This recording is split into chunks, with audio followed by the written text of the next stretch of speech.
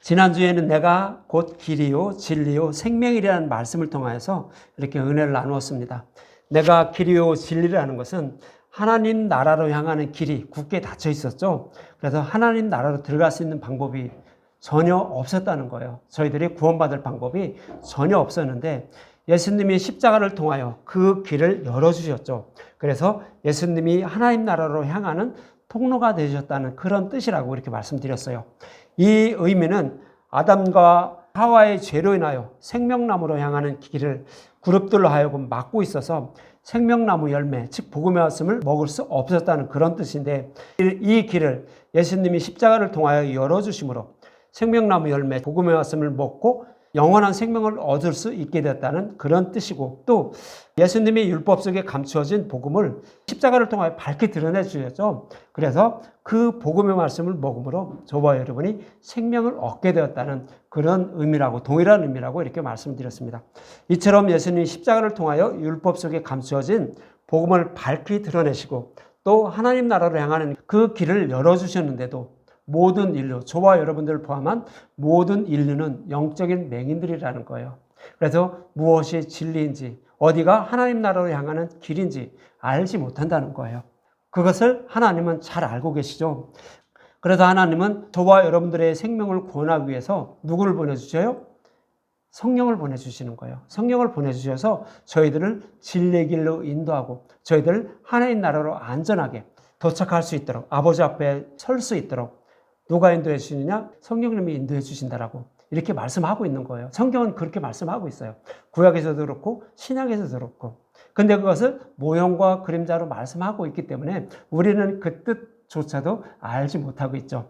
그렇지만 그런 길, 우리를 구원할 수 있는 그 길을 열어주시기 위해서 예수님은 제자들을 떠나서 아버지께로 가신다. 내가 거처를 예비하러 간다라고 이렇게 말씀하고 있는 거죠. 그래서 예수님은 곧 내가 길이요 진리요 생명이라고 말씀하고 있는데, 오늘 본문 이게 7절을 한번 볼게요. 오늘 본문 7절에 보면 너희가 나를 알았더라면 내 아버지도 알았으리로다. 이제부터는 너희가 그를 알았고 또 보았느니라 그러죠. 지금까지는 아무리 예수님이 제자들에게 복음을 가르쳐 주셨는데도 예수님에 대해서도 몰랐고 예수님에 대해서 모르니까 아버지도 알지 못한다는 거죠. 지금까지는 그랬다는 거예요. 그러나 이제부터는 너희가 그를 알게 된다라고 안 하고 알았고 그래요. 알았고라는 것은 뭐예요? 미래 완료형으로 쓴 거죠. 너희들은 반드시 알게 될 거야 라는 의미를 담고 있는 거예요. 그래서 너희가 그를 알았고 또 보았느니라. 아직도 모르는데 그것을 알고 보았다라고 이렇게 말씀하고 있는 거예요. 그것은 성령을 너희들에게 반드시 보내셔서 너희들은 이렇게 반드시 알게 될 거야 라고 이렇게 말씀을 하고 있는 거예요.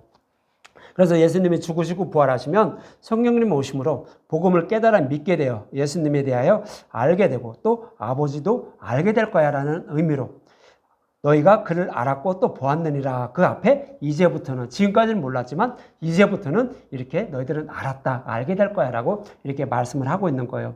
그래 이 말을 들으니까 빌립이 오늘 본문 8절에 뭐라고요? 빌립이 이르되 주여 아버지를 우리에게 보여주시옵소서. 그러면 족하겠나이다 그러죠. 그동안에는 어떻게 됐어요?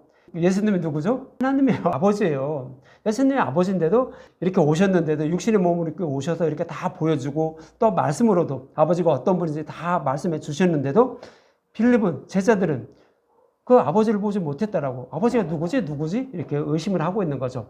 의심이 아니라 아직 모르는 그런 말을 하고 있는 거죠. 이 얘기는 뭐냐면 이 제자들이 아직까지도 복음에 대해서 알지 못하고 있다는 그런 의미를 담고 있는 거예요. 복음을 알지 못하니까 아버지도 모른다라고 이렇게 말을 하고 있는 거죠. 그래서 사람들은 어떻게 돼요? 모든 인류는 죄인들이죠. 모든 인류는 죄인들이기 때문에 하나님의 얼굴을 배우면 어떻게 되죠? 빛과 어둠이 어찌 같이 함께 할 수가 없다라고 이렇게 말씀하고 있죠. 그렇듯이 빛은 뭐예요? 하나님이에요. 어둠은 뭐예요? 저와 여러분들 죄인들. 이것이 함께 할 수 없다는 건 뭐예요? 죄인들은 하나님 나라에 들어갈 수 없어요. 그러니까 빛과 어둠이 함께 할 수 없듯이 죄인들은 하나님의 얼굴을 볼 수 없다라는 그런 의미를 이렇게 말씀을 하고 있는 거예요. 그래서 지금까지는 모든 죄인들이 하나님의 얼굴을 뵐 수가 없었다라고 이렇게 말씀을 하고 있죠. 출애굽기 33장 20절에 보면 이렇게 말하고 있어요. 또 이르되 내가 내 얼굴을 보지 못하리니 나를 보고 살 자가 없다라고요. 나를 보고 살 자가 없다라고요.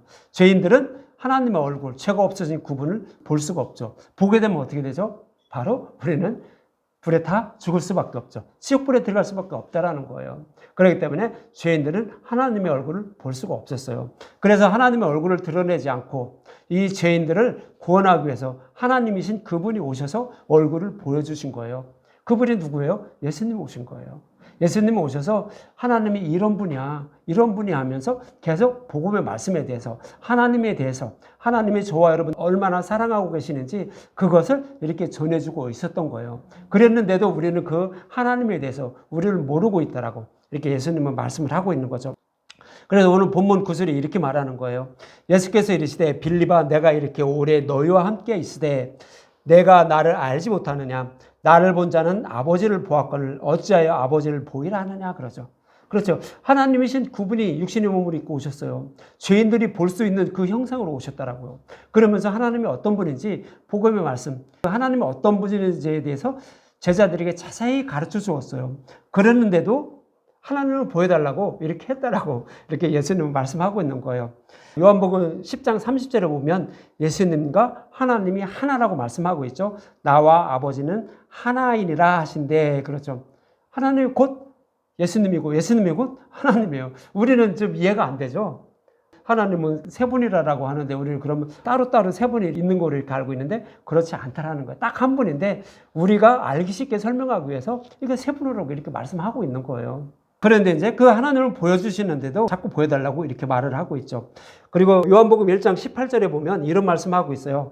본래 하나님을 본 사람이 없으되 하나님을 보면 바로 심판을 받게 돼요. 지옥불에 들어갈 수밖에 없어요. 불에 타 죽을 수밖에 없어요. 사라진다는 얘기죠. 전등불을 켜면 어둠이 사라지듯이 죄인들이 하나님의 얼굴을 뵙게 되면 바로 우리는 지옥불에 들어갈 수밖에 없는 그런 상황이에요. 그래서 본래 하나님을 본 사람이 없다라고요. 그래서 아버지 품속에 있는 독생하신 하나님을 나타내셨다라고 이렇게 말씀하고 있는 거예요. 그래서 하나님의 얼굴을 뵐 수 있는 하나님이 어떤 분인지 그것을 알 수 있는 그분을 이 땅에 육신의 몸을 입고 오게 하셔서 우리에게 보여주셨다라고 이렇게 말씀하고 있는 거예요. 요한복음 1장 18절을 쉬운 성경으로 다시 이제 읽어드릴게요. 지금까지 하나님을 본 사람은 아무도 없습니다. 그러나 하나님이시며 아버지 곁에 계시던 독생자이신 분이 우리에게 하나님이 어떤 분인지를 알려주셨습니다. 번역을 해놨어요.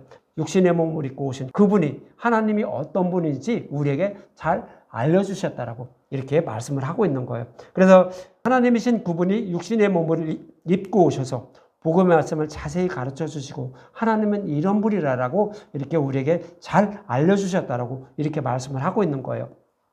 그런데도 빌립은 알지 못하고 있는 것으로 복음의 말씀을 아직 그들은 깨닫지 못하고 있다. 복음의 말씀을 알지 못하고 있다라고 이렇게 말씀을 하고 있죠. 그래서 오늘 본문 이어지는 10절과 11절에 보면 예수님은 이렇게 말씀하고 있는 거예요. 내가 아버지 안에 거하고 아버지는 내 안에 계신 것을 내가 믿지 아니하느냐. 내가 너희를 이르는 말은 스스로 하는 것이 아니라 아버지께서 내 안에 계셔서 그 일을 하시는 것이라. 내가 아버지 안에 거하고 아버지께서 내 안에 계심을 믿으라. 그렇지 못하겠거든 행하는 그 일로 말미암아 나를 믿으라. 너무 어렵죠? 아버지가 내 안에 계시고 내가 아버지 안에 계시고 우리도 예수님 안에 있고 예수님이 우리 안에 있고 안에 계시고 뭐 이런 말씀을 하시죠. 이 얘기는 뭐냐면 아버지의 뜻대로 예수님이 일을 하신다는 거예요. 저와 여러분들도 예수님의 뜻대로 이 땅의 삶을 살아가는 그런 것들이 내가 예수님 안에 있고 예수님이 내 안에 계시다라는, 그러니까 예수님의 뜻대로 행하고 살아가는 그런 모습을 말하는 거예요. 예수님도 스스로 자기가 생각해서 하나님이 이럴 것이야, 내 아버지는 이럴 것이야 해서 그 일을 행하는 것이 아니라 아버지의 뜻대로만 행한다는 거예요. 여러분들 쉽게 표현하면 어떤 목사는 이렇게 표현하시던데 이 말씀을 이렇게 표현하시더라고요. 어떤 목사님은 내가 이제 어떤 일을 하는데 맨손을 하지 않고 장갑을 끼고 일한다는 거예요. 장갑을 끼고 일하는데 어떻게 해요? 분명히 내가 일하는데 이제 내가 일을 다 마치고 나면 그 일을 누가 한 거예요? 내가 한 거예요? 장갑이 한 거예요?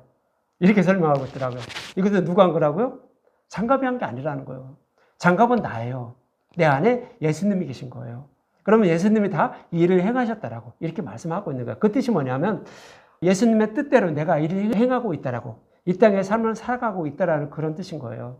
그래서 예수님이 아버지는 내 안에 계시고 나는 아버지 안에 이렇게 계시다라고 이렇게 말씀하는 것은 내가 아버지의 뜻대로, 그 일을 다 행하고 있다라고 이렇게 말씀하고 있는 거예요. 그래서 예수님은 곧 장갑이고 하나님은 뭐예요? 그 장갑을 끼고 이렇게 일하시는 모습을 그렇게 표현해 주시더라고요. 아, 그렇구나. 정말로 내 안에 계시고 내가 이렇다라고, 그것이 그 말이 맞구나라고 이렇게 이해를 쉽게 할 수가 있었더라고요. 그래서 아버지가 내 안에, 내가 아버지 안에, 예수님이 내 안에, 내가 예수님 안에 계신다라는 것은 그 모습을 이렇게 표현하고 있는 거예요. 그래서 요한복음 6장 38절과 40절에도 예수님은 이렇게 말씀하셨어요. 예수님은 하나님이 나를 보내셨는데 내 생각대로 일하지 않고 하나님의 뜻대로만 일하고 계시다라고 이렇게 말씀하고 있는데, 요한복음 6장 38절과 40절에 보면 내가 하늘에서 내려온 것은 내 뜻을 행하려 함이 아니요 나를 보내신 이의 뜻을 행하려 함이니라. 나를 보내신 이의 뜻은 내게 주신 자 중에 내가 하나도 잃어버리지 아니하고 마지막 날에 다시 살리는 이것이니라. 내 아버지의 뜻은 아들을 보고 믿는 자마다 영생을 얻는 이것이니 마지막 날에 내가 이를 다시 살리리라 하시니라 그러죠. 그렇죠. 예수님이 오신 이유가 뭐라고요? 아버지의 뜻을 행하러 오셨다고요. 아버지의 뜻은 뭐예요? 하나도 하나님의 백성 잃어버리지 않고 모두 다 구원하시는 일, 그 일을 예수님은 행하러 오셨다는 거예요. 그래서 예수님이 기적과 이적을 통해서 어떻게 해요? 우리를 잘 먹고 잘 살게 해주려고 기적과 이적을 행하시는 것이 아니라 뭐예요? 하나님은 이런 분야라고 말씀을 전하고 이 말이 맞다라는 그 증거로 기적과 이적을 행하신 거예요. 구약에서도 예수님 오시면 이렇게 기적과 이적을 행하실 거로 이렇게 말씀을 하고 있었던 거예요. 그러니까 그대로 행하시면서 이렇게 예수님은 사역을 하셨던 거예요. 그래서 잃어버린 하나님의 백성들을 모두 다 구원하기 위한 그 일을 행하시는 분이 누구예요? 예수님이었다는 거예요. 다시 말씀드리면 구약에서는 어떻게 약속하셨죠? 창세기 1장부터 말씀하셨는데 실제적으로 잘 말씀하고 있는 것은 창세기 3장 15절이었죠. 여자의 후손으로 메시아를 보내서 타락한 아담과 하와들을 구원한다는 거죠. 아담과 하와는 저와 여러분들 포함한 모든 인류를 다 통틀어서 말하고 있는 거예요. 그들을 타락한 자신의 백성을 구원한다라고 이렇게 말씀하신 거예요. 그러면서 어떻게 구원하신다라고 했죠? 아담과 하와를 추방하면서 내가 너희들을 가죽옷을 입혀줄 거야. 누가 입혀준다고요? 자신이 가죽옷을 입나요? 아니요, 우리는 입어도 무화과 잎으로 그 부끄러움을 가릴 수밖에 없어요. 우리가 하는 것은 그래요. 그렇지만 하나님이 그 무화과 잎이 아닌 영원히 변하지 않는, 부끄러움이 드러나지 않는 그런 옷으로 입혀준다는 거죠. 그 가죽옷으로 입혀주셔서 너희들을 구원할 거야 라고 이렇게 약속하신 거예요. 누가 입혀주냐면 하나님이 입혀주시는 거예요. 저와 여러분들이 입혀주는 게 아니라 하나님이 그냥 재물을 잡아서 딱 뿌려놓고 걸어놓고 너희들 알아서 입어라, 그런 사람만 구원받아, 이렇게 한 것도 아닌 거예요. 아버지가 입혀주신 거예요. 우리는 스스로 입을 수가 없더라고요. 그래서 그렇게 약속하시고, 그리고 나서 그 다음부터 이어지는 말씀은 뭐예요? 내가 너희들을 어떻게 구원할 줄 아니? 라고 하면서 모형과 그림자로 계속 반복해서 설명해 주셨어요. 노아나 아브라함이나 누구나 뭐 야곱이나 오늘 이제 요즘 공부하고 있는 요셉이나 똑같은 말씀을 하고 있어요. 똑같이 그렇게 하고 있는데 우리에게 가죽옷을 입혀주시는 그 모습을 이렇게 그려주고 있는 거예요. 그 뒤에 나오는 사사기에 나온 그런 선지자들이랑 똑같아요. 똑같은 말씀으로 그렇게 반복해서 말씀하고 있었어요. 그리고 나서 실제적으로 여자의 후손으로, 여자는 누구예요? 남녀 성별로 여자인가요? 아니죠. 교회를 말하는 거예요. 예수님이 신랑이고 남자예요. 그리고 여자는 예수님의 신부들인 그 하나님 백성들 말하죠. 그래서 이스라엘 백성들을 통하여서 메시아가 오시는 거예요. 그리고 그 구약에 약속하신 말씀대로 그대로 예수님이 사역을 하시면서 구약에 약속하신 말씀대로 십자가에서 죽으시고 부활하신 거예요. 그리고 구약에서 약속하신 말씀대로 누구를 보내요? 성령을 보내주시는 거예요. 성령을 보내주셔서 우리를 깨달아 믿게 하시고 우리를 구원해 주신다고요. 이 일을 예수님은 이루어 주시고 있고 또 이루어 주시고 있는 거예요. 지금도 그 일을 하고 계시는 거예요. 이렇게 해주시는데도 제자들은, 빌립은 예수님에 대해서 또 아버지에 대해서, 하나님 아버지에 대해서 잘 모르고 있다라고 이렇게 말씀을 하고 있는 거예요. 그러나 이제 곧 알게 된다고 요한복음 14장 17에서 20절은 이렇게 말하죠. 그러나 곧 알게 될 거야 라고 이렇게 말하는데, 요한복음 14장 17에서 19절, 그는 진리의 영이라 세상은 능히 그를 받지 못하나니 이는 그를 보지도 못하고 알지도 못함이라. 그러나 너희는 그를 아나니 그는 너희와 함께 거하시며 또 너희 속에 계심이겠습니다. 내가 너희를 고와 같이 버려두지 아니하고 너희에게 오리라. 조금 있으면 세상은 나를 보지 못할 것이로되 너희는 나를 보리니 이는 내가 살아있고 너희도 살아있겠습니다. 그러죠. 그렇죠? 그는 진리의 영, 진리의 길로 우리를 인도해 주시는 영이라는 뜻이에요. 그래서 우리를 진리의 길로 인도하시는 분이 누구예요? 성령님이시죠. 그분이 오셔서 우리를 진리의 길로 인도해서 생명나무 열매를 먹게 하고, 그리고 나서 진리의 길로 예수님이 땅과 하늘을 연결하는 사닥다리를 놓아주셨는데 그 길을 통하여서 하나님 아버지 앞에 우리를 세워주시는 거예요. 그래서 우리는 구원을 받는다고요. 그런 일을 해주시기 위해서 누가 온다? 성령이 오신다. 그런데 세상은 능히 받지 못한다는 거예요. 세상은 누구를 말하는 거예요? 세상은 사탄에 속해 있는 자들, 마귀에 속해 있는 자들. 누가 마귀에 속해 있어요? 예수님을 믿지 않는 자들이죠. 저와 여러분도 처음에는 마귀에 속해 있었어요. 그랬는데 예수님을 믿음으로 우리는 육신의 몸은 마귀에 속해 있지만 우리의 마음은, 우리의 생명은 누구에 속해 있어요? 육신은 마귀에 속해 있지만 우리의 생명은 예수님께 속해 있어요. 하나님께 속해 있다고요. 그러니까 우리는 어떻게 해요? 저와 여러분들에게 성령님 오시는 거예요. 그러나 세상 사람들은, 하나님께 속해 있지 않는 자들은 성령 오지 않는 거예요. 그렇게 예수님을 믿으려고 아무리 발버둥 치고 아버지 부른다 할지라도, 예수님을 선포하는 그런 말씀을 듣는다 할지라도 그들은 진리가 무엇인지 알지 못해요. 진리를 얘기하면 어떻게 돼요? 그냥 배척해버려요. 아니야, 이거 잘못된 것 같은데, 아무래도 이상한데? 라고 하면서 배척해버리죠. 누가 그랬어요? 유대인들이 그랬던 거예요. 다음에 이제 몇 주 뒤에도 이런 말씀을 드릴 건데, 그 요셉의 이야기에서 그 말씀을 드릴 거예요. 거기 가면 그런 말씀을 또 하고 있어요. 그때 가서 자세히 그것은 설명을 해 드릴 거예요. 그래서 세상은 능히 받지 못하지만 하나님이 택한 하나님 백성에게만, 제자들과 같은 자들, 창세전에 택함을 받은 자들에게만 성령이 오셔서 복음의 말씀을 들으면 이게 진리구나라고 알고 깨달을 수 있도록 우리를 인도해 주신다는 거예요. 그 길로 인도해 주셔서 우리를 그 복음의 말씀을 듣고 깨달아 믿게 하셔서 우리를 아버지 앞에 세워주신다라고 이렇게 말씀을 하고 있는 거예요. 이렇게 마음의 성전이 세워진 사람은 죽으시고 부활하여 만왕의 왕이 되신 분이 예수님임을 알게 되어 예수님처럼 살아있게 된다는 것으로 생명으로 부활하는 그런 몸을 입게 된다라고 이렇게 말씀을 하고 있는 거예요. 그래서 성령이 오시면 우리를 진리의 길로 인도해 주신다라고 요한복음 16장 13절에 말하죠. 그러나 진리의 성령이 오시면 그가 너희를 모든 진리 가운데로 인도하시리니. 그렇죠? 생명나무 열매를 먹는 그 길로 우리를 인도해 주신다는 거예요.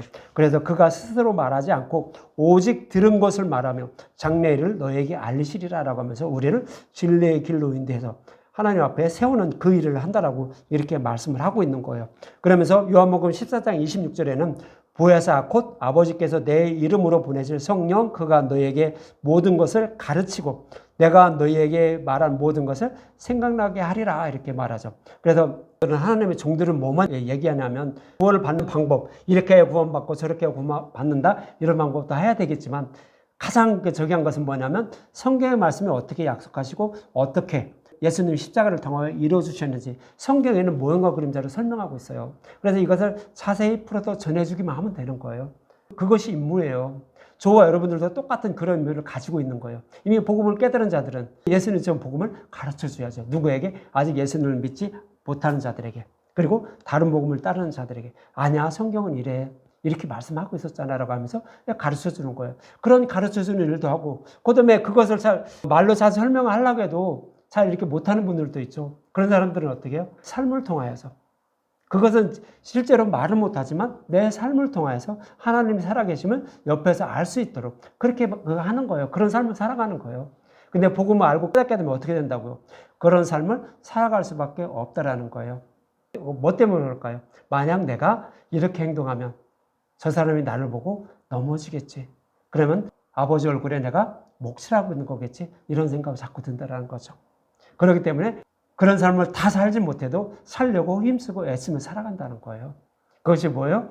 내가 너희를 사랑한 것처럼 너희도 나를 서로 사랑하라라고 이렇게 말씀을 하고 있는 거예요. 그러면서 요한복음 15장 26절에 보면 내가 아버지께로부터 너에게 보낼 보혜사 곧 아버지께로부터 나오시는 진리의 성령 오실 때 그가 나를 증언할 것이요 그럽니다.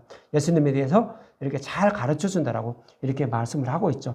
그러면서 요한복음 14장 20절에 보면 그 날에는 그래요. 그 날에는 성령이 오신 날에는 성령이 오셔서 저와 여러분들을 진리 가운데로 인도하고 이렇게 복음의 말씀을 잘 가르쳐준 그 날에는 내가 아버지 안에, 너희가 내 안에, 내가 너희 안에 있는 것을 너희가 알리라 그러는 거예요. 지금까지는 몰랐는데, 지금까지는 복음의 말씀을 아무리 잘 가르쳐 주어도, 예수님이 자세하게 설명해 주어도, 제자들이 이렇게 설명해 주셨는데도 빌리처럼 이렇게 잘 몰랐는데, 이제 성령이 오셔서 모든 진리 가운데를 인도하고 우리를 잘 복음의 말씀에 대해서, 예수님에 대해서 잘 가르쳐 준 그 날에는 내가 아버지 안에, 너희가 내 안에, 내가 너희 안에 있는 것을 너희가 안다라고 이렇게 말씀을 하고 있는 거죠. 쉽게 말하면 복음을 깨달아 믿게 된다라고 이렇게 말씀을 하고 있는 거예요. 이처럼 예수님이 죽으시고 부활하여 성령이 오시면 부모가 자녀를 잘 양육하는 것처럼 믿음의 용사로 거듭나게 하실 것을 구약 여러 곳에서도 말씀하고 있었어요. 그런데 한 군데만 볼게요. 이사야 66장 한번 볼까요? 이사야 66장 9절에서 13절만 볼게요. 이사야 66장 9절에서 13절 9절부터 볼게요. 여호와께서 이르시되 내가 아이를 갖도록 하였은즉 해산하게 하지 아니하겠느냐. 내 하나님이 이르시되 나는 해산하게 하는 이인즉 어찌 태를 닫겠느냐 하시니라. 이렇게 말하죠. 쉽게 그 말씀드리면 해산하게 하는 이다라고 이렇게 말하죠. 내가 아이를 갖도록 하였은즉, 아이를 갖도록 하였은즉 해산하지 아니하겠느냐라는 것을 쉽게 설명하면, 아브라함에게 사라가 있었죠. 사라가 90세까지 어떻게 해요? 아이를 하나도 낳지 못했어요. 그러니까 아브라함은 사라가 아이를 낳지 못하는 그런 사람으로 알고 있었어요. 그런데 하나님이 뭐라죠? 능치 못할 일이 있겠느냐. 내년 이때 사라에게서 아들이 있으리라. 그 말씀과 동일한 거예요. 아이를 갖도록 하였은즉, 사라가 지금까지 한 명도 아이를 낳지 못했지만 내가 아이를 갖도록 했다라는 거예요. 이 얘기는 뭐예요? 창세기 3장 15절에서 여자의 유순으로 메시아를 보낸다고 약속했다라는 거예요. 내가 이렇게 아이를 갖도록 내가 했는데 내가 그 약속한 메시아를 내가 보내지 않겠느냐? 그 말씀하는 거예요. 그래서 아이를 낳지 못하는 사라이가 어떻게 됐어요? 약속의 자손 이삭이 태어나는 거예요. 그 모습을 말씀하고 있는 거예요. 그래서 여자의 유순으로 메시아를 보낸다라고 내가 약속했는데 내가 해산하게 하는 이인즉, 내가 그 약속의 말씀 이루어 주시는 그런 하나님인데, 여호와 하나님인데 내가 그거 못하겠느냐? 이렇게 얘기하는 거예요. 내가 반드시 여자의 후손으로 내가 메시아를 보낼 거야. 알았니? 라고 이렇게 말씀하고 있는 거예요. 그래서 내가 태를 닫지 않고 반드시 여자의 후손으로 메시아를 보내서 너희들을 구원할 거야. 이렇게 말하는 거예요. 그러면서 그때가 되면, 약속하신 메시아가 오시면 그때는 너희들이 기뻐하게 된다고 이어지는 10절에 이렇게 말하는 거예요. 이어지는 10절, 66장 10절. 예루살렘을 사랑하는 자들이요. 예루살렘을 사랑하는 자들은 뭐예요? 이스라엘 백성들이 예루살렘을 사랑했죠. 예루살렘은 영적 예루살렘, 천국을 소망하는 저와 여러분들, 그 구약에서는 그 약속하신 메시아가 오심을 소망하며 살아가는 그런 자들을 예루살렘을 사랑하는 자들, 하늘의 예루살렘 말하는 거예요. 영적인 예루살렘, 거기를 사랑하는 자들, 그러니까 천국을 소망하며 살아가는 자들, 그런 얘기예요. 자들이요, 다 그 성읍과 함께 기뻐하라. 다 그 성읍과 함께 즐거워하라. 그 성을 위하여 슬퍼하는 자들이요, 다 그 성의 기쁨으로 말미암아 그 성과 함께 기뻐하리라 그러죠. 이스라엘 백성들이 바벨론 포로에 다 끌려가서 예루살렘을 사랑하고 있었는데, 그 예루살렘이 이제 다 이렇게 대적들의 손에 다 넘어갔는데, 이렇게 저기에 있었죠. 아무것도 없고 저기에서 슬퍼하는 그런 모습이었는데, 이제 그러지 말라는 거예요. 기뻐하라고요. 즐거워하라고요. 누가 온다고요? 약속하신 메시아가 오신다라는 거예요. 메시아가 오심으로 기뻐하게 된다라고 이렇게 말씀을 하고 있는 거예요. 그래서 약속의 말씀대로 여자의 후손으로 메시아가 오시면 우리는 기뻐하게 된다라고 이렇게 말하는 거예요. 그럼 왜 기뻐할까요? 이어지는 11절에 보면 이렇게 말해요. 이어지는 11절, 너희가 젖을 빠는 것 같이 그 위로하는 품에서 만족하겠고 젖을 넉넉히 빤 것 같이 그 영광의 풍성함으로 말미암아 즐거워하리라 그러죠. 어머니 품속에 있는 아이는 젖을 넉넉히 먹음으로 만족해야 하고 즐거워하죠. 다 필요가 없죠. 어린아이가 어머니 젖을 넉넉히 빨고 나면 어떻게 할까요? 그냥 마냥 즐거워서 웃어요. 또 마찬가지라는 거예요. 예수님 오셔서 이 땅에 오셔서 우리들을 다 대속해 주시면, 약속한 메시아가 오시면 우리를 그렇게 만들어 주신다는 거예요.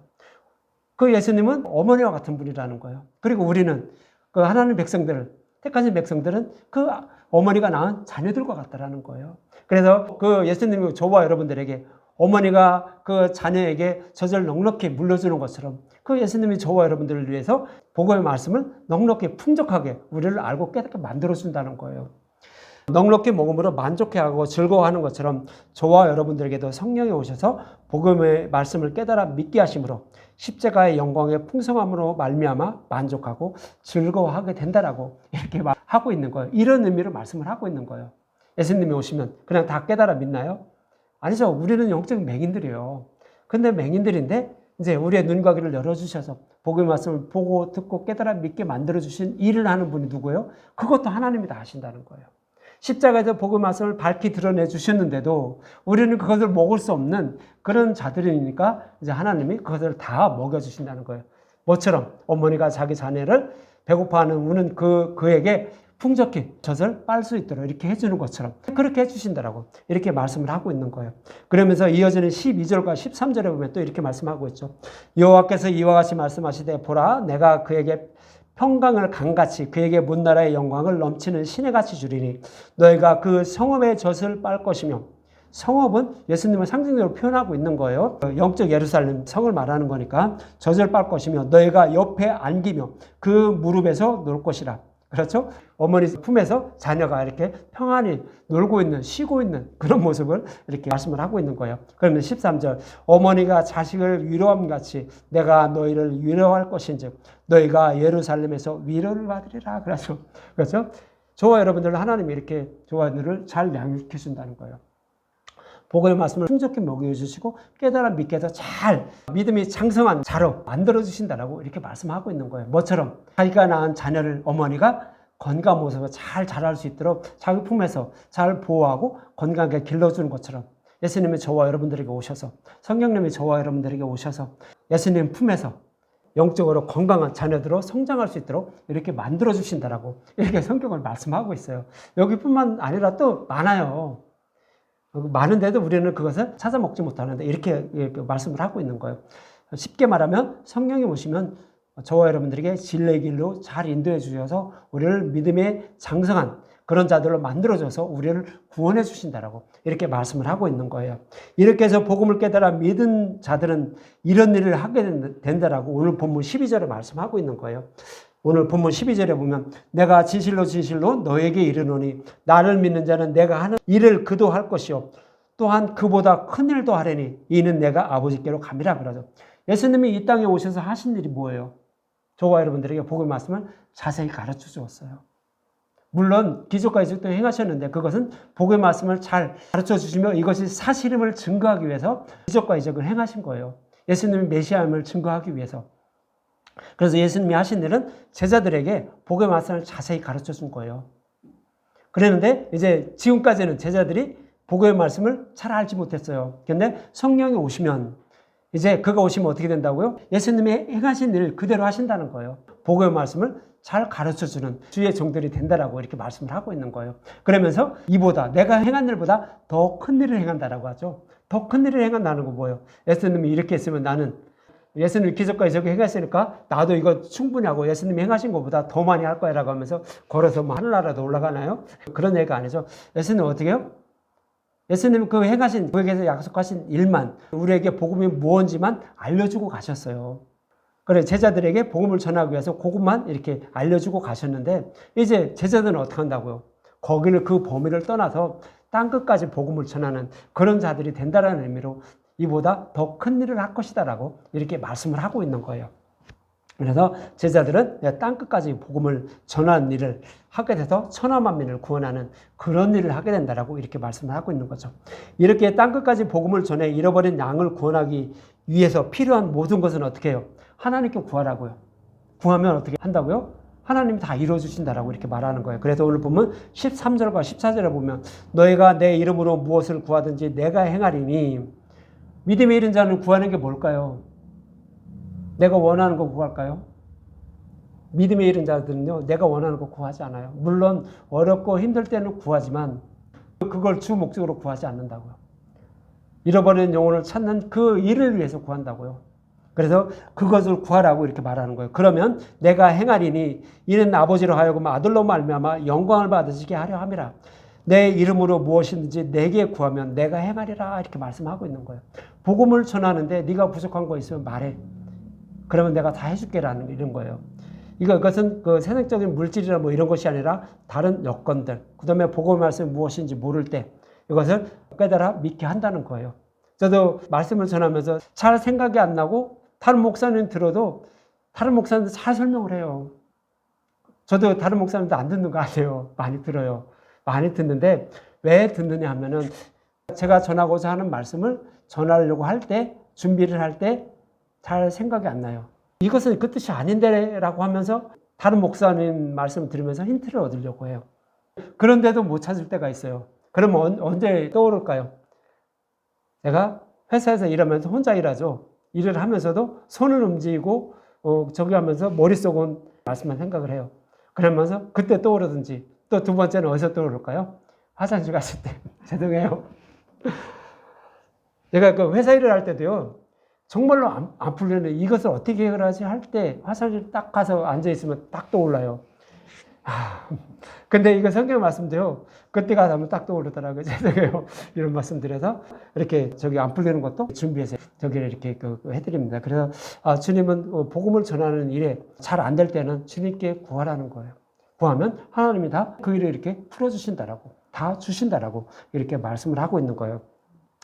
그래서 예수님은 본문 15절에 이렇게 말씀하고 있는 거죠. 너희가 나를 사랑하면, 사랑한다는 얘기는 뭐예요?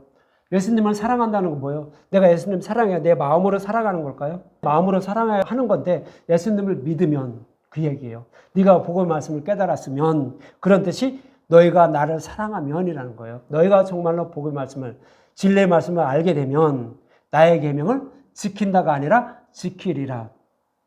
지킨다, 지켜라 이런 뜻이 아니에요. 지키리라예요.